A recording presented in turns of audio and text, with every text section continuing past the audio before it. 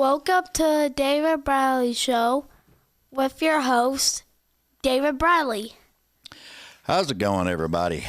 So, we're getting season 4 kicked off. This nice, very sweet, friendly as all get out lady has decided that she's going to be the second one on season 4. And it's going to be awesome. You're going to love it. She even brought her world-renowned guitarist with her. Woo! Right here. World-renowned. Yeah, I like World-renowned. that. I like the way that sounds. You got to add it to it. Yeah, you know, I like I appreciate that. Yeah, you know, because I've heard you play several times, and trust me, you're damn good. Thank He you, is sir. world renowned to me, I'm going to tell you. Yeah, exactly. So everybody give it up for Miss Becca Bowen. Thank you. Thank you. And you know what I realized today? What? Me and you've been around different areas and always run into each other, and we hang out and we talk and we cut up and we have fun. The first time I met you was CMA Fest last year. Oh, it was. That's right. And you had never actually come to the studio and been on the show before. No, but I felt like after I met you that I'd known you forever. I did. It was like we knew each other forever. It was crazy. It was. It was a fun. That was a fun. But that's what I like, because there's so many people in the music industry that are really, really good people. And it's just like that. It's like you've met somebody you've known forever, you know?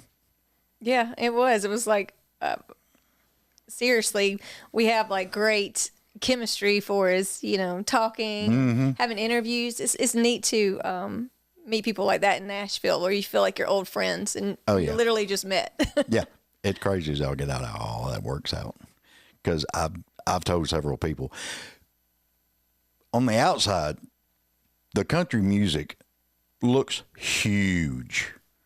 But when you get right down to it, it is really, really small. I say that Nashville's like a small town all the time. It feels like a small town. Yeah. Everybody knows everybody. It honestly feels like where I'm from, South Carolina. Yeah. Just a small town. Crazy as all get out, man.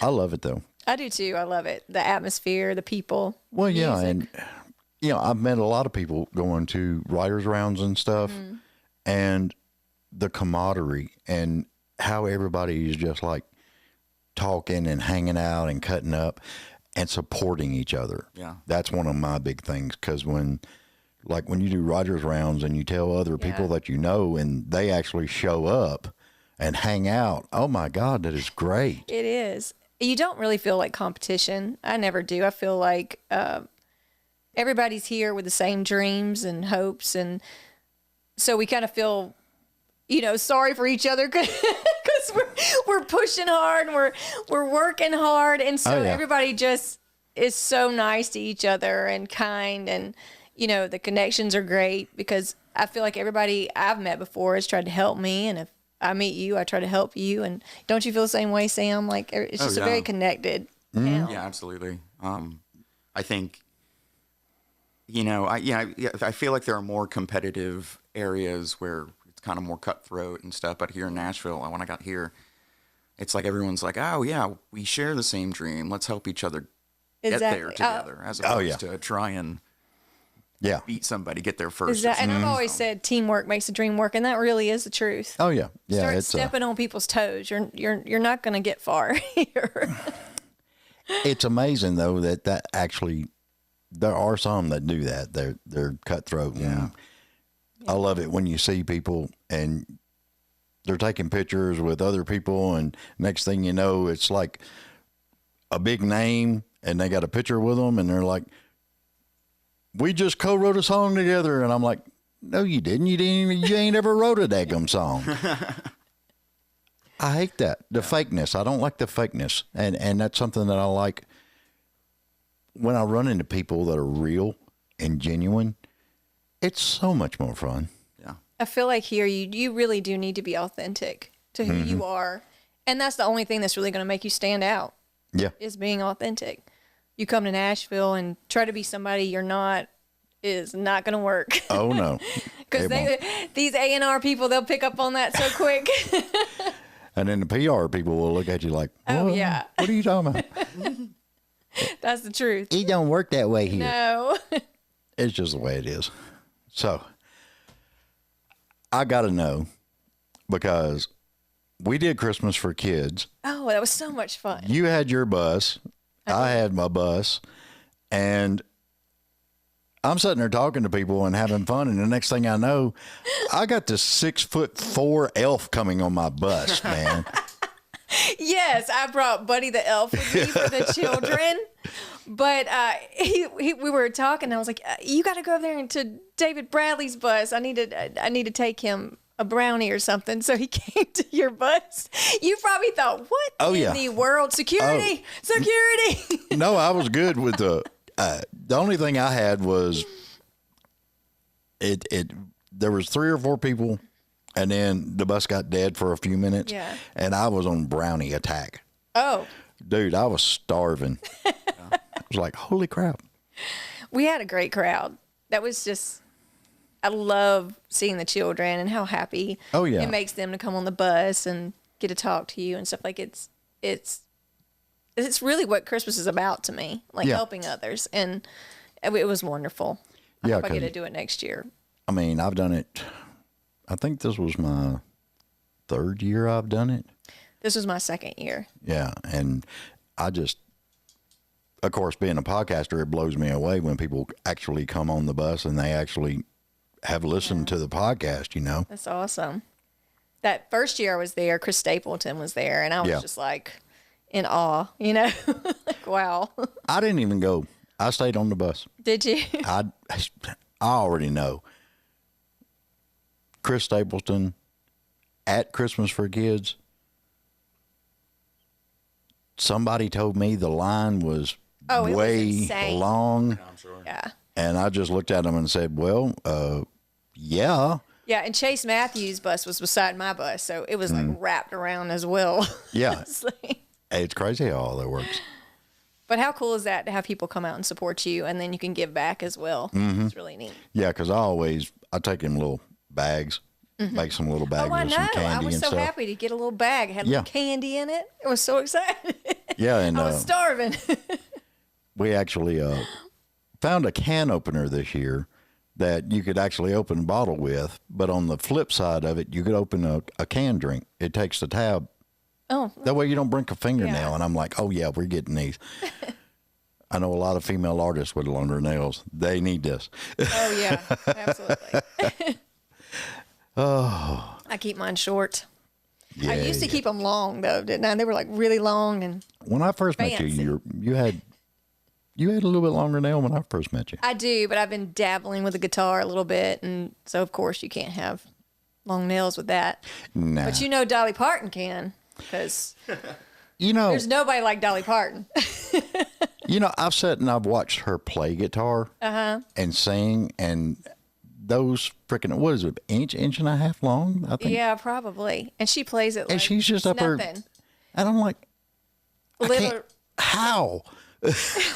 I mean, if mine get like a little bit long, it's over. It's like, bow, bow. It sounds terrible. Drive me nuts. So what else have you been up to since Christmas for Kids? Well, I've been working hard. I've been in the studio and still writing, and I have a new song coming out January 16th with Jake Hoot, who won season 17 of The Voice. Mm-hmm. And we actually did a musical together, which was so fun to do. And I it was so called sad. Theophany. You didn't come. I wasn't able to get out there. I wish you had. It was a really inspiring show. And that's how I met him. But I kept up with it because I was watching your post and everything. Yeah. And then you're over 5 foot. Oh, barely. You're like what, 5'1"? No, I'm 5'4". Do I look that short? I don't know. You always got heels on when I see Oh, you. yeah. I definitely wear heels all the time. Yeah. Except for, on my day-to-day, I'm wearing tennis shoes and looking really short. Yeah, but I seen the video with Jake and you. Oh, my gosh. And I'm like, so holy tiny. crap. He made you look like he was 4'5". I know, it looks like a little kid, like, singing to this grown man. Yeah, I mean, dude is huge. What is he, 6'5"? I think so. I'm not positive, but when we did the show together, I literally was, like, having to look up at him to sing. And there's a part where I have to hug him because he plays, like, my love interest in this show. Yeah. And literally, I felt so bad because he had to literally, like, bend down to give me a and then bend down to give me a hug. And so I had to wear a wedding dress at one point because we were supposed to get married. Yeah. Oh, my heels were like that high, so it wouldn't look so strange. That is crazy. I'm like, wow, I felt short before, but man, I feel really tiny. Yeah, I seen that, Itty and I was bitty like, now. I know she ain't that damn short. I used to pick on my mom all the time for being so short. And I'm like, wow, I'm just as short. Wow. I know. It's okay. Pint size. Yeah. So did y'all co-write that song together, or? Me and Sam wrote Betting on You together, which is Mama's Prayer is my latest release, but the one before that, it did so good. Oh my gosh, that was such a fun song to write with Sam. We just wanted something like really upbeat. We kind of know what our crowd likes, don't we? Like when we go perform live. So we just wanted something bring the energy. Yeah, just when we write together, I think when you write with different people, it brings different sounds out of you. It truly does. Well, it's different energy all the way absolutely. around. And every time me and Sam, I have to say, is one of my favorites to write with because we really do just have like writing chemistry and everything's always has like a funky kind of country beat to it. Yeah. And Betting on You, we'll sing that today. We wrote that about just like betting on love. But we did everything with the visual of gambling. Right. So it's really cool, and it did really well. And then we got to go the chance to go to Pittsburgh to an actual casino, and we sang it there. Wow. Tell him how cool that was. That it was great. fun. I won Yeah. $7. Oh, Lost it immediately. Oh yeah. The only time I've ever been to a casino was my mother took me to Metropolis, Okay. and it was after a divorce. She was trying to make me happy. Oh. So I went up there, and she gave me like $200. Oh wow. She said, "Don't worry about it. Just $200. go have fun." Yeah. That's awesome. And then I won $600, and I put that money right in my pocket. I was gonna say yeah. And I didn't gamble no more. Yeah. I was done. Well, let me tell you a funny thing. When we were in Pittsburgh, Sam, you gave me a few dollars or something, and we were playing 5 cents. I mean, that's terrible. You're not gonna make anything. But it said that it started going off like high jackpot. And we're like, oh my gosh! It just starts racking up, and all these coins are flying like on the screen. Yeah. And it gets to 1,000, and I'm screaming, oh my gosh! I just won $1,000! Oh my gosh! He's screaming. I mean, we used to see the video, and he's that back there saying, "We betting on you, baby! We betting on you!" Like it was. And Kelsey, my photographer, she's like, "Cash it out! Cash it out! Cash!" Dude, we cashed it out. How much was it? It was like $13. Yeah. 5 Still cents. a solid. But it was an experience. Oh yeah. Oh And yeah. what did I do? I put it back in and spin it. Yeah. I don't need to be gambling. That's not something I need to be doing at all because I would definitely get addicted to the sound of coins dropping. Yeah. Like that. That's exciting to me. Well, I mean, I always play the quarter slots. Oh, do you? Yeah. And then I end up add. Yeah. The fun thing is the slot machine, so I just like pulling on the slot machine. Yeah. That's what I do. It's more fun. But that was a fun trip because, Because I know I haven't people. ever done that before. That was a first for me. So. I know people that play blackjack, they play poker, all that stuff. The only thing I haven't tried is the roulette wheel. I want to do the roulette wheel one time. Kelsey, didn't you do the roulette? She lost. Yeah, she didn't do very well on that. She didn't know what she was doing. She put like her things on 2 places, and they're like, "That's it." She's like, "Wait a minute, I didn't even know they did." In the blink of an eye, it's all gone. It's like, well, we're broke now, y'all. We Putting might as well everything go back on- to the room. Put everything on 13 black. But it was an experience, and it was fun to kind of live out what our song was about. Right. But But we thought it would be really cool to do that song. If you listen to it, it has a lot of references, like cards on the table stacked high. I got an ace up my sleeve, Yeah. So we thought that'd be cool. And then, of course, I did the all the content for it, and that was so super fun. Mm-hmm. I don't know if you've seen that, but it was pretty neat. I go through times where I'm like, don't want to see anything. Oh gosh. And then, like on the weekends, I try to take a break from everything, Yeah. kind of regroup, Yep. recharge, and I then feel that. Monday I'll hit it again. Yeah. And because, I've been doing the lights and sound and stuff, and I did recording when I first started, and on and off for 40 years, I've been in the music industry. Mm-hmm. And you kind of, it's weird because I remember, here's my favorite phrase, back in the day, you went to a studio and you cut a 4-song demo. Oh yeah. And those 4 songs is what you sent out so you could play the club.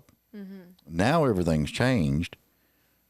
And the internet and all the stuff that you do on the internet, because All streaming. yeah, it's everything we're streaming TikTok. now, TikTok, all this other stuff, and make sure it's under 3 minutes. And I do wish it was still the way it used to be. yeah, It's really hard as an artist to not only write your music, perform, do interviews, but also have to do content as well for TikTok and Yeah. Instagram and all that. It's a full-time job. Yeah. Just doing everything. yeah, and top all that stuff on top of a regular paying job, because Yeah. it's the music industry, you got to have a day job, and all the other things that you've got to do just to sustain, Yeah. to keep doing what you love. That's why I was saying, like, sometimes I feel for everybody that's in the music industry because most people see the glamour side of it, but they Yeah. don't see the hard work and exhaustion that goes on behind the scenes. Oh yeah, and now if you're playing a club or something, people are videoing while you're up there playing. Yeah.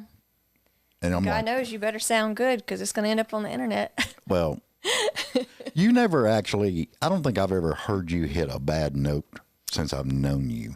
There was that one time that I had to sing in the listening room that you came. I was sick as a dog. I remember but that. I pulled it off. And then you tried to say I wasn't sick. I was sick as a dog. Honey, you was up there belting it out. I was really, really proud of you. Thank you. I appreciate that. And everybody in the crowd was having so much fun listening to you. You can ask I loved Sam. it. I am such a perfectionist. Am I not? It's No, yeah, but it's a good thing. I think to it's a fault. Like, It's oof. an admirable quality to have Thank you, Sam. Yeah. as an artist. Well, I've seen her put her name up on the mic stand and stuff. She's perfection on that. It's got to be a certain way, Yeah. and she will mess with it twice before she quits. I get that. Yeah. I'll It's got to say, be yeah. like want perfectly, it right level. angle. Yeah. So when people come in, they know that's Becca Bowen. They're not Exactly. gonna look at it and be like, that's crooked. Yeah. Uh-huh. Did she mean to put it up there crooked? Exactly. So, no. We need people to focus. Focus on the music, not a crooked sign. See, and that's actually that's one thing I'm gonna start doing here since this is phase 2 of the studio, and we're actually gonna start this year because we dabbled a little bit with it last year, but we're gonna start this year doing songs from the couch. I love that. Where it's gonna be like the listening room where writers Yeah. come in and sit down, and you ain't got the crowd to worry about anything else. And if you know one of the other writers, y'all can sit there and pick on each other, I love that. I mean, listening room, I love because it's very intimate Yeah. place to perform. Mm-hmm. Sometimes it's scary because everybody's so quiet because they're listening to the words of the song, and it's intimidating. I tell you what, because have you ever been to a writers round that Justin loves playing? Oh, yeah. I love Justin. Oh my God. He gets really- that leg going and He shakes that hat off, right? yeah. And then I went because he was with Taylor Hughes. Yeah. And we were there. I'm trying to think. Wait a minute. He wasn't the same time you was there, was he? I've played some rounds with Justin before. Yeah. But it was real quiet in the crowd. So quiet. And he leaned back and let out one of them Texas Yahoo or something, you know, and I was just like, holy crap, it woke everybody up. Yeah. Sometimes I need to be woken up. And that's what I love. Sometimes I'm like, come on, y'all. Let's wake up. Well, this is you just- Nashville. You just got to practice on some of that Yahoo stuff. I guess so. Yeehaw. Belt it out. Yeehaw. I know the last time you came to listening room, I was sick and I got up there and I was like, this is going to be like Friends where she's like, smelly cat, smelly cat. I did. It felt like that. Yeah.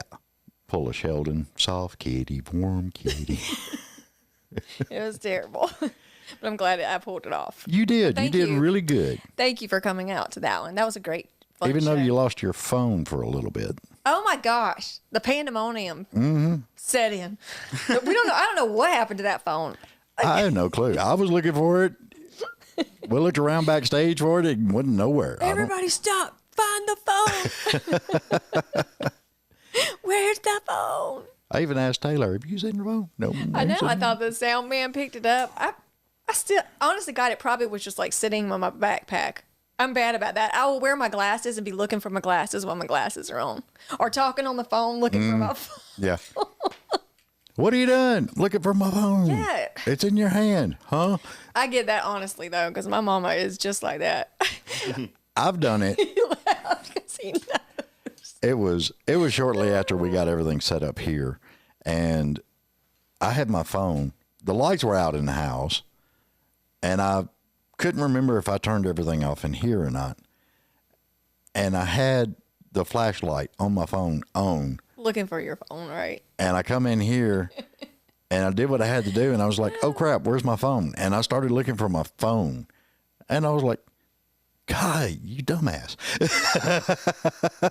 Oh my yeah, gosh. that happens. It does. It happens to me probably once every day. The more busy you are, the more forgetful Yeah. you become. And I'm, when I'm trying to get from one place to the other, driving from one city to the other, your brain is not there. Yeah. You're very foggy. Do you do a daily checklist? No. I will write something down the day before and do my best to get everything done, but it probably will not be in the exact order. See, I was the same way. I kept everything in my head. I always tried to make sure that I did everything right, but I started a daily checklist, See, I need to do that. I need to and it's check actually off, it's helping. is it? Yes, a whole lot. And because with everything that's going on, I got 10 artists just in January, I believe it. and it's getting to where I can't. If I don't write it down, Yeah. I'll screw something up. Yep. Yeah. I got to be careful. And then when you're doing so much, I mean, you're probably doing so much for a one person to take care of. Well, Like, that's how I am. I'm like my manager, my booking agent. I mean, Yeah. I'm like everything. yeah, We do it all. it's Social media manager. What else can we do today?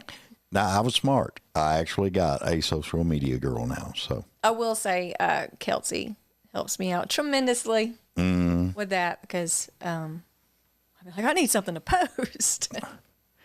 what are you doing? I don't know. don't Let's know. call Chelsea and find out. Sometimes I'm like grasping at straws.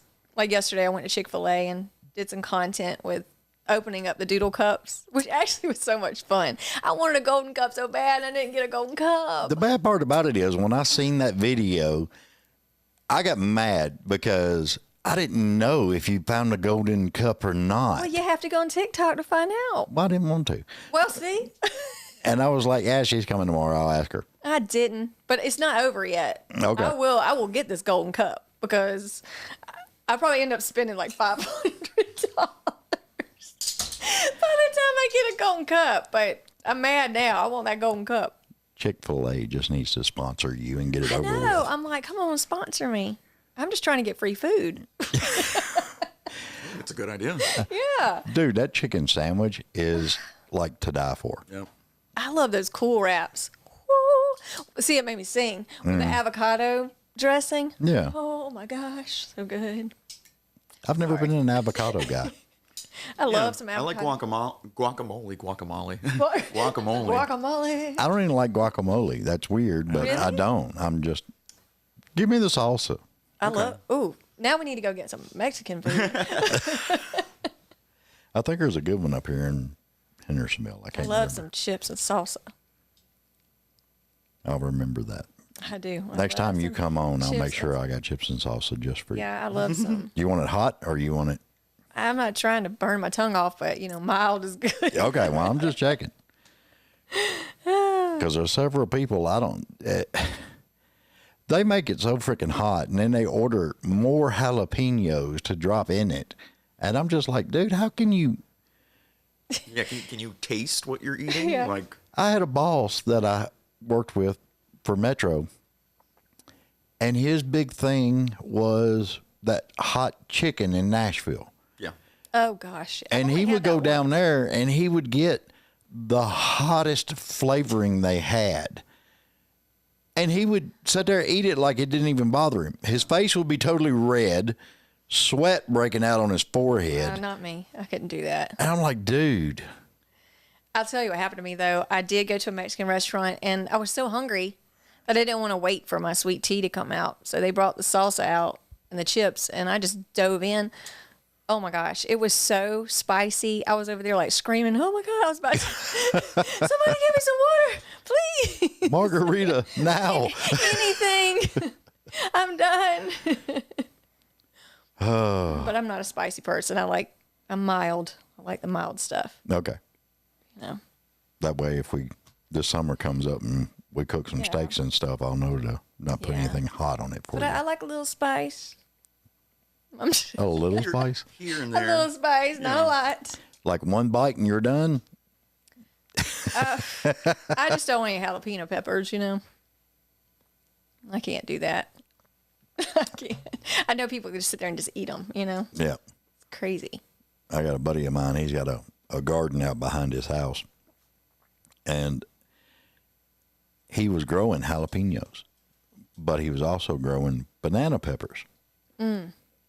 They cross-pollinated. Oh, no kidding. Oh my gosh. And I was didn't know like, such a thing. man, I couldn't believe it. The jalapenos tasted like The banana pepper. the banana pepper. Wow. Wow. My brother has like a garden and he'll make salsa for me and bring chips. Ooh, so good. He makes the best homemade salsa. He really does. There's not anything he can't do, I swear. Like, the man could live off the land. As if there was ever apocalypse, I know where I'm going. Well, yeah, That's exactly where I'm going.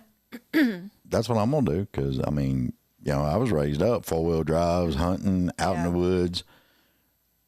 We were actually, me and a buddy of mine were talking about that because nowadays with all the cell phones and the bank ATMs and the rings on the houses and all that other stuff, you can't hardly do nothing without something being on video. Are you going to get caught? I'd say. But back in the day when we were out 19, 20 years old, four-wheeling and drinking and hanging out with a bonfire. You're And telling me you were running from game wardens and stuff? no, he had his granddaddy had 100 acres over there in Goodlettsville. Oh, that's nice. So anything we wanted to do, we just went over there and did it. Had two big old ponds, Wow. That's fun. big old childhood. catfish, big old catfish in them I ponds. love them catfish. I know. I do. I don't know why. Like, I just love fishing for catfish. I so think much you. fun. I think you do it honestly just to tease me because you'll post pictures of holding fish up. But my parents live on the lake, so when I'm in town, I'm like, I'm going fishing. Well, yeah. I'm not just gonna sit at the house when I got some hunting property I can go to, some fishing Mm-hmm. land. Not fishing land. Good Lord. See, I need a nap. Hunting land and a lake. There you go. You got to cut down how much you do on social media. You're not getting enough sleep. That's what it is. Yeah. My team is like, get on social media, make that content. They get the whip out. Wop, wop, wop. just look, put the puppies in the bed, go to bed, and they can just do a 30-second video of you snoring or something, you know? I should try that, actually. That's something that would go viral. Me Probably. going to sleep and snoring for 30 minutes. Well, yeah, because won't nobody believe that you actually went to sleep. I rarely sleep. But when I do, that's a good sleep, I'm going to tell you. I can imagine. Once I finally hit that pillow, I'm out to the world. Mm-hmm. Yeah. So how many shows you got coming up in 26 so far? Well, right now we're getting everything planned. I can't really talk much about it, but I do have a big artist that I will be opening up for starting in March. Sweet. So I'm really excited about that. And there's a lot of things trickling in, you know. It's still a little slow here in Nashville. Everybody's getting back to work. Everybody's trying to get over a hangover. I don't know what's going on, but it's a little slow here in Nashville, but I have a lot planned. I just can't really talk about it yet. That's no Which fun. is not fun. That's no fun. Which is not fun at all. It's all top secret. But when it, I've always, you know, when you do have a lot of stuff that's like big stuff, you're doing anything, sometimes just keep it to yourself because you don't want anybody to mess it up, you know? Sometimes there's people, and you know that they find out you're doing like, oh my gosh, she's going to go do that. Well, I'm going to stop that, you know? Yeah. There's people out there like that. So sometimes I keep things to myself until it's time to announce it. That's funny because that is actually one of the things my granddaddy told me a long time ago. That's what my granddaddy told me. And he was just very honest and straight up. And he said, if you ever want to plan anything or do anything, don't ever tell anybody. Just go do it. That's right. Just keep it to yourself. And when it's time, it's so weird because people look at my social media and they think they know everything about me. They don't know nothing. Sam would say they don't know nothing. That's all social media. Like, you wouldn't know anything about my private life. Like, you really wouldn't. Yeah. I keep everything very close to my heart. I protect a lot of things. And I just don't feel like the world should know everything about you. No. You know? But you can, you know, as far as the funny videos on Instagram and the things I'm doing in the music industry or the songs I write, I love sharing that with people. Yeah. But there's a lot of things that I do keep to myself, you know, because I love privacy. I'm actually kind of introverted, you know. On stage, no. I was actually going to say, I've never seen you introverted at all. You're always bubbly and outgoing. I'm very bubbly, but that's if I know you. You know? Oh, okay. And see, I always like feel people's vibes. And like when I met you, I felt like I've known you forever. You know, so I felt comfortable talking to you and everything. Oh, well, thank you. I felt really the same did. way. Thank you. Because we had so much fun at CMA. We really did. But I am a very private person, quiet when I'm not on stage. But if I know you, I'm very extroverted with you. It doesn't matter. I love you for who you are. Well, thank you know, you. And it's just, I told somebody else the other day, they were asking me about artists in town, and I said, well, you really got to look into Becca Bowen because she is bubbly and fun to be around, and her songs are really awesome because they're really thought out and put together really, really well. They really do. Like I said, when I'm writing with a writer, if I'm writing with Sam, those songs come from my heart. They're not just things that we're just, oh, let's just do this. You know, if you look back at, like, Heartbreaking Business was a very big hit for us. Mm-hmm. And we were sitting around just talking about this song.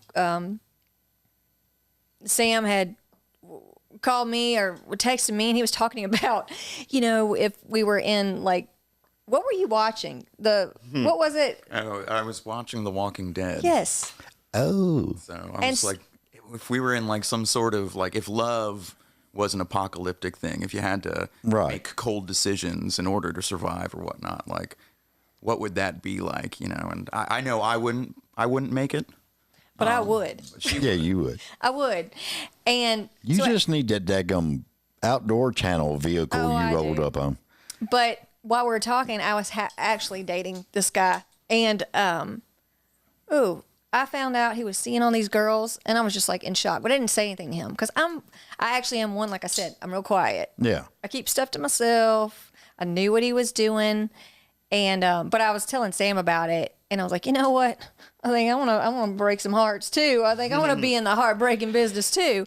And that's kind of how that song came to be, because he was talking about, would you survive? I'm like, yes, I would, because baby, I know the game, you know. And then we wrote Heartbreaking Business, and man, there's a lot of people in the heartbreaking business, it seemed, because that was one of our biggest songs.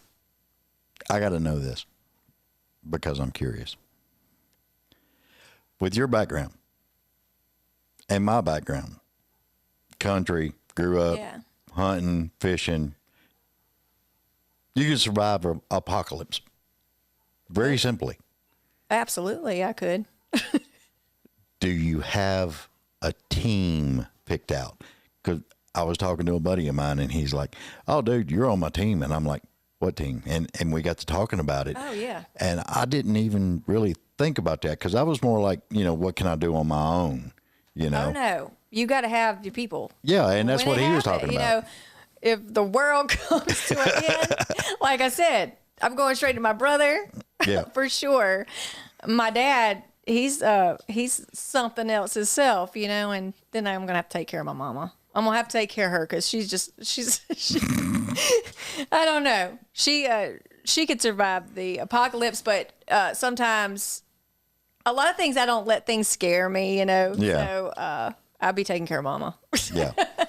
Well, that's the other thing is there's so many people, when something happens, they freak out or they lock up. Yeah, I'm not like that. And it's like, at all. I can see something happen and I'm walking towards it, seeing if I can help or do what I could do. You know, one time I was hunting, and a man actually walked into the woods up to my stand, and I was on a ground blad. And if I can get through that, and this guy coming up to me out of nowhere, that was actually really scary.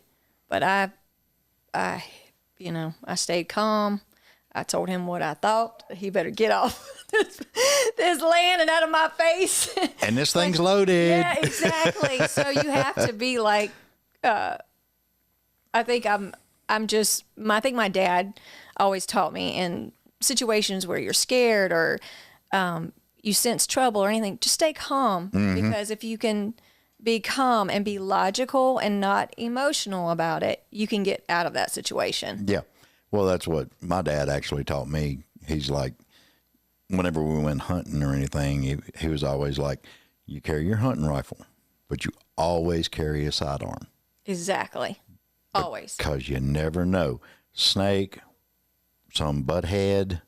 Exactly. I would have never thought I would have had to deal with somebody actually coming up to my stand. Yeah. That's, to me, that was scarier than an animal. Yeah.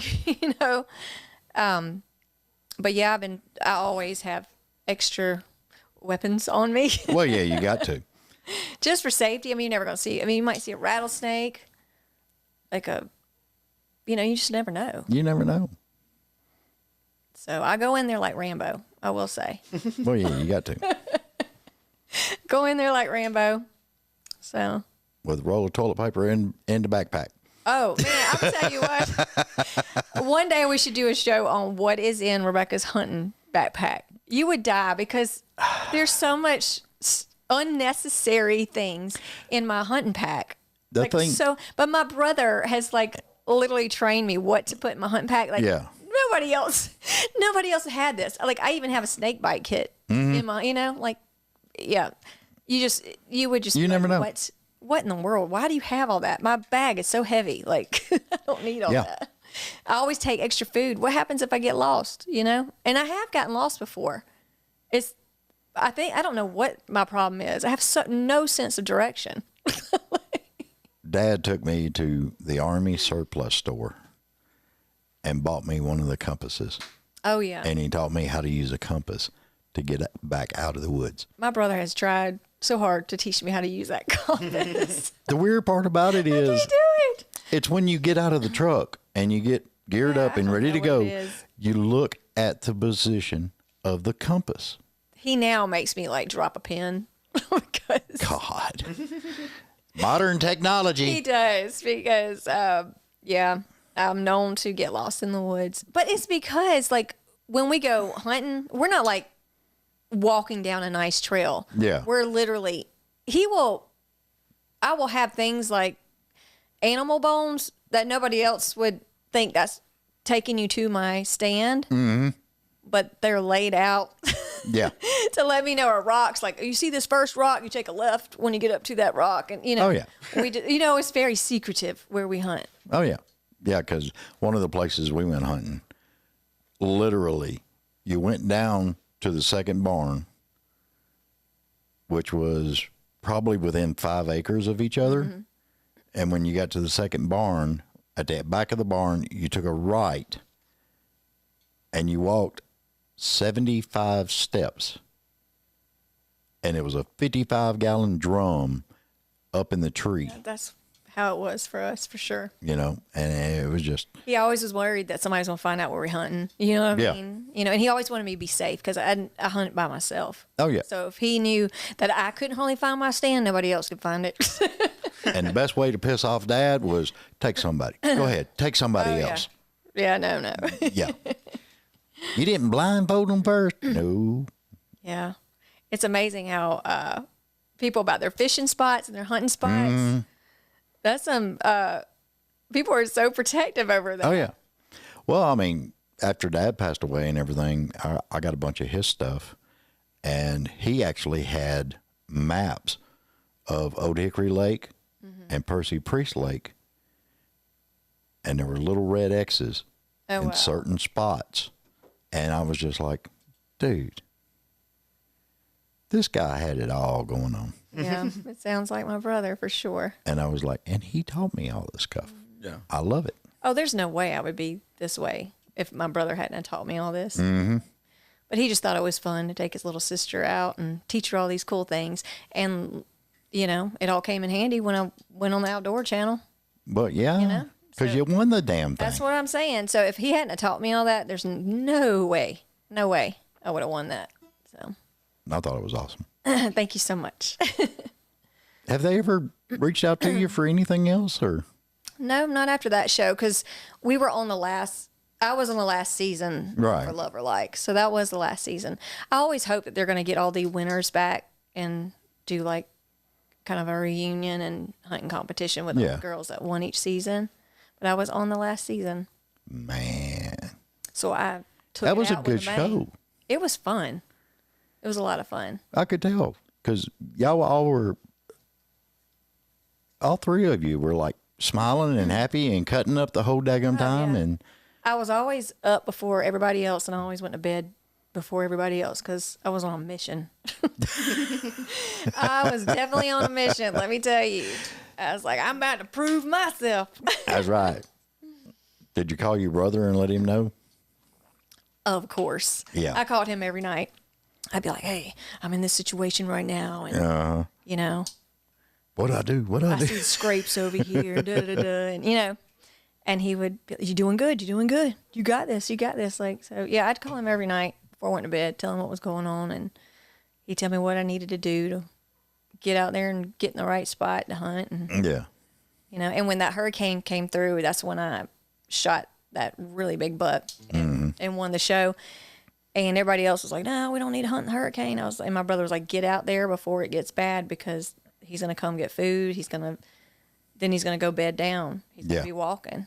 And so, I listened to my brother and I went out there and I mean, while we were sitting in that blind, it was shaking. I can imagine. It was raining so hard and shaking. And the camera guy was like, we need to go back. I was like, no, we are not going back. Not yet. I'm going to sit here because I know It ain't time. It ain't time. Oh, yeah. He said that was the wildest person he had ever hunted with in his life. What, get back to realism? Yeah, I'm like, well, this is, yeah, but it paid off. It paid off for me, and I'm glad I sat in a hurricane. And it was so funny because, like, the Weather Channel was, like, sending alerts and stuff, and our phones were going off. And I was like, no, one more hour. Just one. One more hour, please. I hear him. I swear. I did hear him. You could hear him fighting with another buck. Yeah. There was no way when I tell you that ground blind was about to take flight with us in it. Oh, yeah. Have you seen some of the new ground blinds that they've come up with? Oh, yeah. You can like see straight through it. Like, Yeah. have you seen the mirror thing? That's cool. I don't have that. I mean, I'm just old fashioned. I just have a regular blind. I seen it was on. I can't remember if it was on YouTube Shorts or if it was on TikTok, but this guy was basically sitting in his ground blind, and he had fallen asleep, Oh no. and there was a deer looking in through the blind, Yeah. sitting there looking at him sleep, and I was just like, man. That happened to me one year. I actually shot a doe and a buck in the same sit, but after I shot the doe, my brother was like, just sit there. I'm still hunting. I'm not coming out for you, so you're going to have to sit there. You already shot Yeah. a doe. And I didn't like sitting out, walking to the truck by myself. Right. So I always waited on my brother. And I fell asleep, and I kid you not, I woke up, and right time I woke up, he was just staring at me, and shot me up. I'll never forget that. Yeah, me too. Damn. And he was like, "Dadgummit, I should have told you to walk to the truck."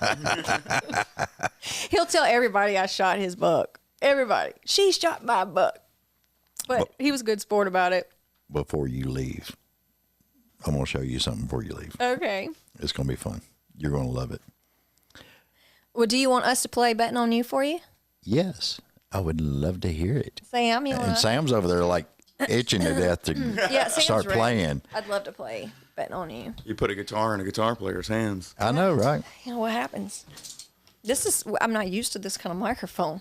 I'm like ready to take this thing out. That's why it is. You know what? Let me get some water. Let me lubricate them vocal cords. She got to clear the pipes. I say the Kind of a dumbest weird stuff. thing to say.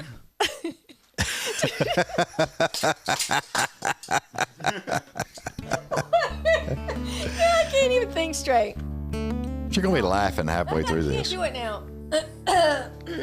God, I do say the stupidest stuff, do I not? I didn't say stupid. But I do. I say Strange. I say the strangest stuff, and I don't realize how bad they sound until after I've already said them. Yeah, but I say you say off the wall stuff. Oh, I say really off the wall stuff. Mm-hmm. I don't, and then I'm like, God bless. I wish I hadn't said that. That's what killed me because I've read some stuff and you've been in several magazines and I've read the stuff on it. And you're probably like, what? And there's like nothing off the wall. It's all nice, smooth. There's a good cadence to it, the whole 9 yards. And I'm like, yeah, who did this interview? Because it wasn't her. because I'm like, because if it's not like a podcast, I'm like, I have to prove that. I have Yeah. to prove it. But here, I'm going to say anything that comes to my head, like what I just said. I wish I could take back. No. But, And I ain't editing it either. All right, let me see if I can try to sing that song now. You can do it. You got me all nervous and embarrassed now.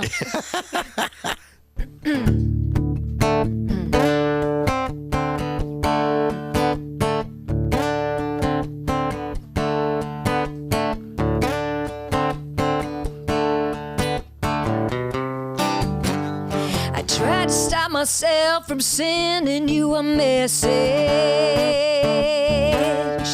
If I could turn back time, I probably wouldn't send it. Baby, you know I like taking chances. I may come on a little strong, but I think I'm gonna risk it. At times I feel you're sending mixed signals, so I put it all on the line, 'cause good loving's hard to find, and I'm betting on you, yeah, betting on you. It's a long shot, but I know you like to gamble. The cards are stacked high, but I'm still at the table. We're getting down to the wire, and losing's not an option. I got an ace up my sleeve, so proceed with caution. At times I feel you're sending mixed signals, so I put it all on the line, 'cause good loving's hard to find, and I'm betting on you, betting on you. Lady luck on my side and love on the line. The stakes are high and I need to double down. Lady luck on my side and love on the line.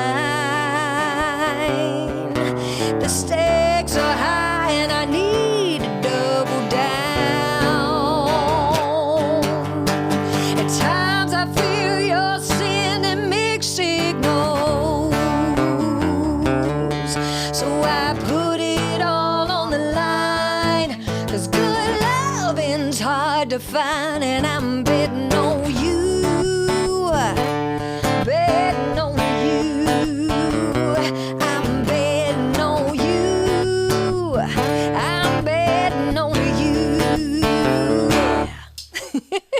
See, every time I hear that song, the first thing I think of is The Gambler with Mel Gibson in it. Yes. Nice. I love it. It's a good pull. I You know what I'm saying? like it. Like when he was on that riverboat and everybody was gambling and stuff. I just see that. It would be I awesome. love that. See, that's why we wrote it like visually, you know? Yeah. So it makes you think about something. And It's not just words. have you started looking into actually, oh God, what do they call that now? Where your music is available for movies and shows and stuff. Yes. I've actually, you probably know, is it Corey Barker? Yeah. Yeah, he does a lot of that as well. And I've written some holiday songs that will be submitted to Hallmark and stuff. He writes a lot for Hallmark. Oh, cool. With Robert Bacon as well. So, yeah, I would love to hear one of my songs in a movie. So, Oh, that would be so badass. Hallmark, please use my music. Please, that would be amazing.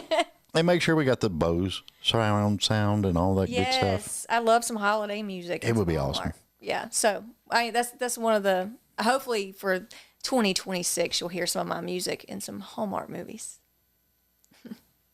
Actually, I got a thought. I'll have to talk to you Oh, he's about got a thought. I got a Let's thought. go. I'll have to talk to you about that afterwards. Nothing like holiday music. Oh yeah, I love. And the one thing I was really, really proud of this year is whoever was in the Somebody Wake Up Mariah Club, nobody woke her up. And there was all this other holiday music coming out. What was that one? It actually went above hers, which is wild for the first time ever. It was Last Christmas. Mm-hmm. I've always loved that song. That's one of my favorites. Oh, Wham. Last Yeah. Christmas. Yeah. Wham was so underrated. They were so badass. There's so many people and artists that are underrated. Oh, yeah. They really are. Yeah. They really are. I It's feel like just- people kind of forgot about Wham know. a little bit. Well, I mean, honestly, if I had the money and I could pull off one big show, just one big show, it would all be nothing but the underrated artists oh, that would be. and the ones that I think would really, really, really be huge in this industry. A lot of times you have like these one-hit wonders and they're incredible. Yeah. They just kind of like fade away and you're like, God, what happened? They're so good. I think some people get complacent. They get that one hit wonder Yeah. and that money rolls in and they just kind of live with that. And then also, once you get that number one hit, the work gets harder. Yeah. Because you have to top, like, you know, as an artist, no matter what you're doing, you're having to top it. Top the next thing. And that is stressful. But once you hit that number one, you got to top that number one and you have to stay relevant after you've hit number one. I think it's harder. Yeah. Honestly, it would be harder once you hit number one. Well, I mean, you look back in the 80s, 70s, all those people. Well, a good example would be Led Zeppelin. You know, they got huge and was touring everywhere. And, you know, the drummer, he, you know, overdosed and drank and all that other stuff, you know. So, I mean, you got to find ways to deal with it. Yeah. You have to be grounded Yep. and know who you are. Yep. You know, and have a great support system around you. Oh yeah, and I'm that's a very loyal person. So if I really like you and you have been there for me, I'll always remember that. Just like Kelsey, Right. Kelsey has been with me for years. Sam has been with me for years. If you're good to me and I can trust you, and they keep me in line. Sometimes if I get out of line, they'll keep me in line. oh yeah, And you need that in the industry. yeah, and that's what I've been telling a lot of people. If you can get that support system and something that helps keep you grounded, you've won half the battle right there. Yeah, you have, because it's really mental. Mm-hmm. It really is. I don't know what I'd do without my little. Entourage? Yeah. No, not Andre. My team. Like I couldn't imagine doing it without them. I really couldn't, because like I said, I feel like I said, teamwork makes the dream work, and I just could not. It would be painful for me to do it without Sam. Like I truly love working with Sam and Kelsey and Dale and everybody in my band that's been with me. Like it would be painful not to be with them, because we are family. Yeah. We're not just working. We have become a family. Well, that's one thing that was brought to my attention, and I'd never really thought about it, but it made sense when they told me about it and kind of put it in perspective. One team, one dream. That's it. If you can get all your good people on your team, they're the A team, and they're following you and they're helping you with that dream. Yep. There's nothing that can hold you back. No, because like a win for you is a win for everybody. Exactly. Man, that got deep all of a sudden. I know, right? Let's get deep over here. It's starting to get deep because I know the time is almost up. So Yeah. I'm like, my emotions are starting to come out. Oh my gosh. Well, you got one more song anyway. So Dewey, what are we going to do? You tell me. I don't know. I don't know. We got to You know get away what? from that deep part, you know? Well, I was about to sing a deep song. Okay. Well, do you want to go back to the deep Yes, part? you know, we're talking about deep. Let's go. Let's go back to the emotional. Let's do Mama's Prayer, because Now I got to go get a tissue. I'm sorry. This is about like my journey to Nashville, and I have a praying mama, and without her prayers, I feel like she truly did keep me grounded Yeah. through this journey. And so this song I wrote about my mom, and I wrote this song with Sal Oliveri, who talk about a team. He's been my producer for about 5 years. Because, Sweet. You know. And now I know why all your music always sounds so damn Oh, good. thank you so much. But I value friendship, and I value everybody on my team for sure. I'm going to drink that. I'm like, clear the pipes again. I'm not going to say what I said last time. All right.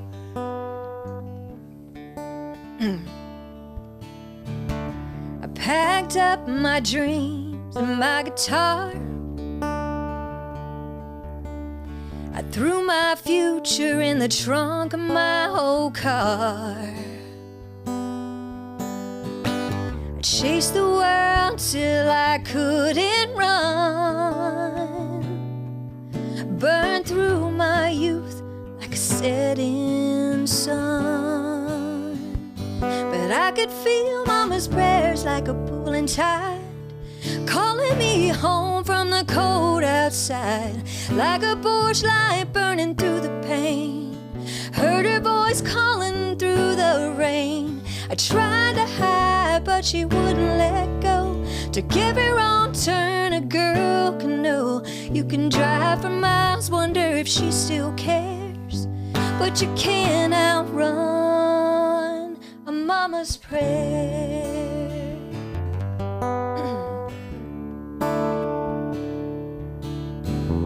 I guess the way to leaving finally felt real when I saw what I'd lost and let go of the wheel. Like a magnet pulling me back home. Too tired to fight what I'd always known. I could feel Mama's prayers like a pulling pulling tight, calling me home from the cold outside, like a porch light burning through the pain. Heard her voice saying, come in from the rain. I tried to hide, but she wouldn't let go. Took every wrong turn a girl can know. You can drive for miles, wonder if she still cares, but you can't outrun a mama's prayer.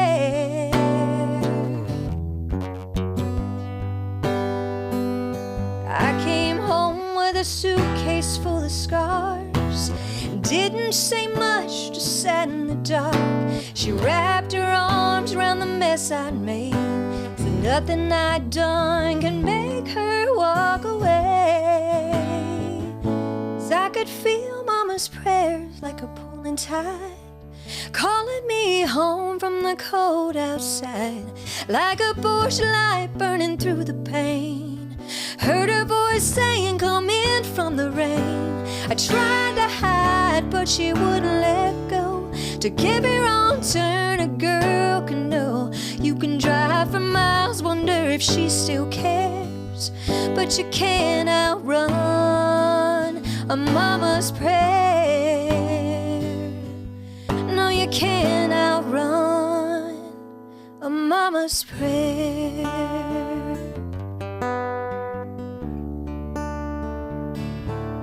All right, I don't know why I'm so emotional. My hormones are off or something. My hormones are off. Yeah, but that's oh my God, that is so touchy. Thank you. You know, I mean, it feels good to sing that kind of song because, man, if it weren't for those prayers, I'm telling you, I've had some bad moments. I will say, I've had some, like in the industry, you can have some really high moments, but some really low ones as well. And so thank God for her prayers, because I don't think I would have made it this far right now. well, I'm proud that you did, Thank you. because I think you're awesome. Thank you so much. I appreciate you. I really do. And you've supported me since day one, so I couldn't be more grateful. Honey, I'm grateful too, because you've been supporting me. You've been telling people you need to be on the show and all kinds of stuff. All the time, because I think you're wonderful and you're great to talk to. Sometimes it's hard to interview with people, but it's just well, nice. that's one thing that I like that T.G. Shepherd said. He told me, he said, I love everything you're doing. No interviews, just conversation. Yeah. And that's what I prided myself on, because just as well as anybody, back in the day, it was grandma's house and you was catching up with cousin that you ain't seen in a year, and you're sitting there talking and catching up. Yeah. And that's how I formatted all this. Yeah, that's why it feels good. Yeah. It feels like home when you're sitting here talking. It feels like you're with a family member, like you said, and you just get to talk about your life and your stories and your happy times, your struggles, your music. It's nice. It's all fun, and plus there's some pretty damn good snacks around here too. There are. I see some cake that I'm going to tear up when we get off this. It's a lemon cake. I love lemon cake. There you go. We're going to all hook it up. Becca, please tell everybody where they can find you. I don't know. What camera am I looking at? It doesn't matter. Pick Oh, one. here we go. Okay. On Instagram, you can find me at Becca_Bowen_. My website is BeccaBowenMusic.com, and on Facebook, it's Becca Bowen Music, and, you'll find anything you need on there, our tour schedule, everything. All the good stuff. Yeah. And chances are Sam will be with you too. So. Sam is always with me.